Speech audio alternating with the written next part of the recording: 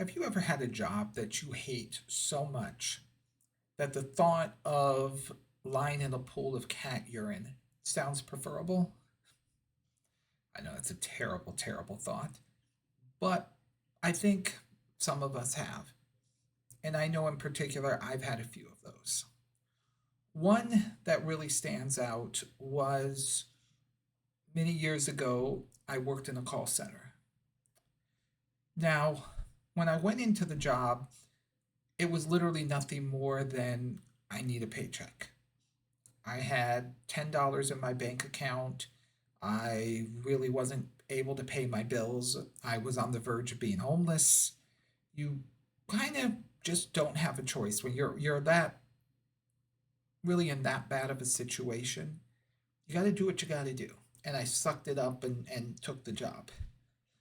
A couple of years later, because I was the good employee and I did well on all my performance views and I dotted the I's and crossed the T's and sucked up to all the right people, I was offered a management position. And at that point, I thought, wow, I've really hit it big. I've hit the big time. I'm going to be in a much better position. The job's going to pay better. My life is going to be great. And let's wake up to reality. Reality was nothing like that. As I mentioned in a prior video, I was getting paid peanuts, 27, roughly, I think something like 27,000, right around that. And I was on salary, so good luck. I was very rare that I only worked 40 hours a week. Typically, I was doing 45, sometimes even 50, and having to manage a team of 30 employees with a laundry list of expectations. And I so badly thought at that point in time in my life that if I work hard, if I do all the things that I'm supposed to do, I will gradually every couple of years I'll get moved up into the company and eventually I'll have this nice high-end job where I'm making lots of money and I can live the good life, whatever that happened to be.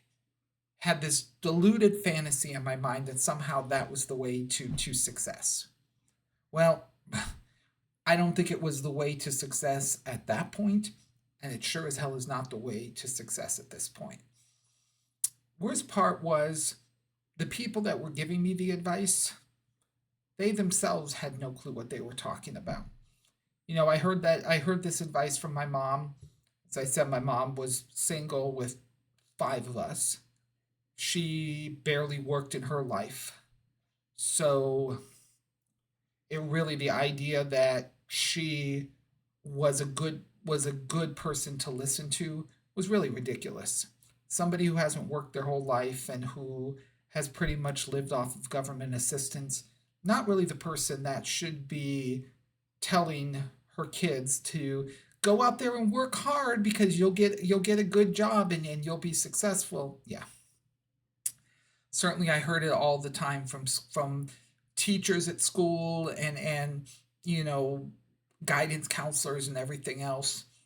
Most of them, when you really think about it, they're probably getting by paycheck to paycheck. They're certainly not wealthy. They're certainly not in this position of overall success.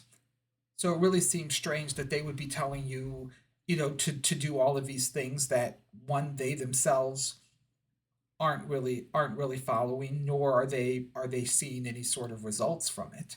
So it seems rather strange from that front.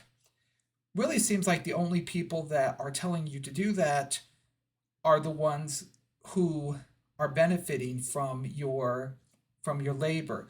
Certainly the CEOs, the the executives, the top dogs there want to that want to exploit you for all your labor. And I really wish I would have known what I know now back then. Because I really am embarrassed at the way that I behaved at that point in time when I was a manager. I remember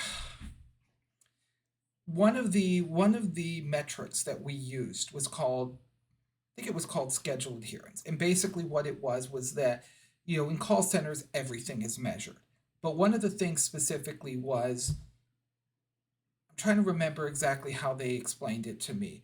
It was basically, was the employee on the phones taking calls for the entirety of their schedule? So if they were scheduled for 8 hours from whatever time to whatever time, were they doing what they were supposed to do, taking calls at every point during that? And the worst part really about it was that to hit the top tier, you needed to be 99% in adherence. Which, if you think about that, that is an 8 hour shift, 480 minutes. That is 99% of that time. And if I just quickly I'm going to pull up a calculator here, but you think about 480 seconds.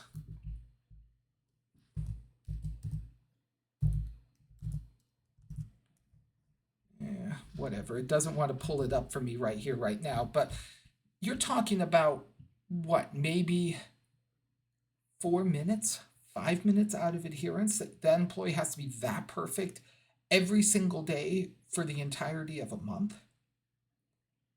And there were employees that I was pushing to try to get that metric. The same thing as far as attendance. To get the highest rank, the employees had to be perfect, 100% perfect. They could not miss a single minute of time. That's ridiculous to push. And if they missed even 1 minute, it would screw with their performance reviews. I do remember that I had to deliver a performance review to an employee, and they got a 1 cent raise. I kid you not. I felt so, even at that point, I felt disgusted that I had to tell an employee, great job on what you've done so far. We are giving you 1 cent more an hour. It would have been better to give them nothing. The fact of 1 cent, that was just insulting. And even then, I think that was probably one of the points where it finally started to kick in that, you know what, I couldn't do this anymore. I couldn't put aside my decency, my ethics, couldn't deal with any of it to deal with this disgusting stuff. And it really affected me going forward, because after that job, I never was back in management again. Even to this day, I've in my current role, in my current company, the opportunity came up for me to be a manager, and they pushed hard because they knew I was capable of doing it. They knew I had past management experience. They knew that I understood the management process and how to lead and develop employees, and they wanted me. They wanted me badly in there.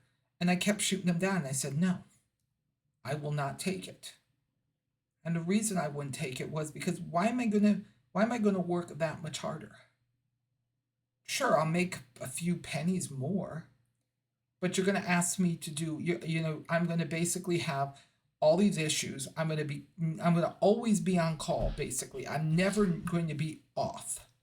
And you're gonna be running me around, you're gonna be doing all this sort of stuff. And for what? For money? Right? What is that money, that limited amount of money, going to buy me when I'm so stressed out, when I'm so tired? And what really I think it's come down to is, what does it ultimately matter? I mean, ultimately, what does it matter if I'm making money by doing hourly work, or whether I'm doing money by salary, whether I'm a manager, whatever the case is? Why am I going to, what is the point in putting all that extra effort in for something that really is not going to gain me any significant value? I'm certainly moving up as a manager isn't going to guarantee me that I'm ever going to get into some senior role where I'm going to be happy or I'm going to be content. No, I work in IT.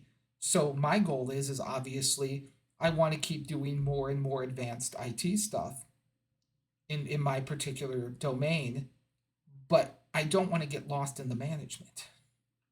At least I want to do things that I'm still interested in that excite me. If I'm going to get paid, I might as well be getting paid and at least somewhat enjoying what I'm doing. But I want to pause it here because in the next video I want to pick this up. I want to talk about what really a job is. Because a job is not about the work that you do or about trying to move up or trying to be somehow successful in the role. So I'll stop it here. If you like what we've talked about here, please feel free to like, subscribe, and share. And I will talk to you all in the next video. Take care.